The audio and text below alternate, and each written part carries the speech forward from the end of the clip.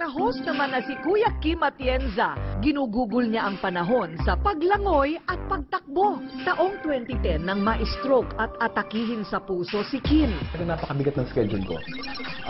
But the stroke was bound to happen. Whether mabigat ang schedule mo o hindi, stressed ka o hindi, akala ko talaga mamamatay na ako. Mabuti na lamang at naagapan. Mula nang malampasan ni Kim ang banta ng matinding karamdaman, hindi na siya nagpatumpik-tumpik. Bumalik din si Kim sa kanyang healthy lifestyle. Alas 6 ng umaga tuwing Martes at Huwebes, nagpapapawi si Kuya Kim habang iniikot niya sa pagtakbo ang buong Dasmariñas Village sa Makati. Kasama ko sa team kata si Gilbert Remulla, of course. Nakagandang si Bel Daza. Hello! Carlos, the beautiful Ann Curtis. Para talaga mag-exercise kasi ang pag-ensayo ay maganda para sa puso natin, para sa katawan natin, para sa itsura natin, at para sa ugali natin. Isang oras ng pagtakbo at pagtulo ng tumatagaktak na pawis. Imbis na tubig ang inumin ni Kuya Kim, inuming kulay berde o green ang ipinakita niya sa amin. Yung barley by itself ay rich in vitamins and rich in antioxidants. Kailangan natin yan para mag-recover yung katawan natin at para hindi tayo kumanda ng mabilis. Nagustuhan niya, so yun ang ginagamit niya ngayon tuwing.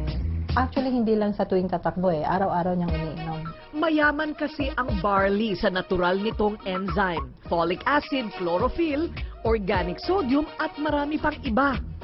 Pwedeng 2 capsules o 3 capsules twice a day. Pero pag kami mga sakit na at maramihan na yung kailangan niya, yung juice powder na yung pinagagamit ko. Kasi mas marami kang kailangan na mga nutrients para sa katawan. Yan ang sekreto.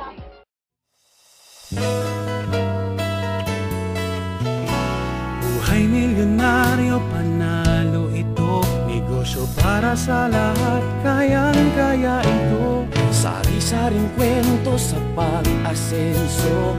Dati nakatungo, ngayon'y taas noo. Huwag ka lang susuko at baka ika'y matumba. Konting kilos lang, konting sipag lang, at balang araw iyong makakamtang tagumpay sa kamay.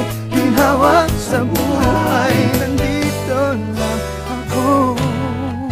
Gagabay, milyonaryo, panalo ito. Gagabay, milyonaryo.